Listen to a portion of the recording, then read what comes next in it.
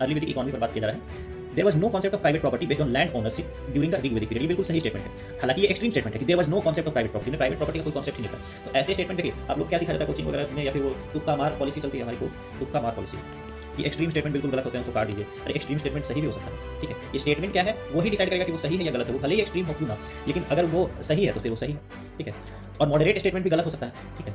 इसलिए आप लोग उस पर मत जाइए, क्योंकि देखिए ऋग वैदिक पीरियड में प्राइवेट प्रॉपर्टी जो है उसका कॉन्सेप्ट तो कम ही था। यानी कि जो भी प्रॉपर्टी थी वो क्लैन के द्वारा शेयर की जाती थी, ट्राइब के द्वारा वो शेयर की जाती थी, और उसमें भी लैंड ओनरशिप तो नहीं था। तो सही बात है, there was no concept of private property based on land ownership during the Rig Vedic period. First statement is right. Second को देखिए, the Rig Vedic people were aware about basic operations of sowing crops, ठीक है, but unaware about concepts of soil fertility. यानी ऋग वैदिक लोगों को फसल बोना इत्यादि तो पता था, बट उनको फर्टिलिटी के बारे में ये नहीं पता था कि कौन सी मिट्टी जो है वो फर्टाइल है, कौन सी मिट्टी जो है लेस फर्टाइल है, इस बारे में उनको नहीं पता था। दोस्तों ये बिल्कुल अपने आप में वाहियात स्टेटमेंट है, ठीक है। ऐसे कैसे हो सकता है कि उनको फसल बोने आता हो और उनको मिट्टी का चयन करने ना आता? हालांकि हो सकता है ऐसा, बट ऐसा था नहीं।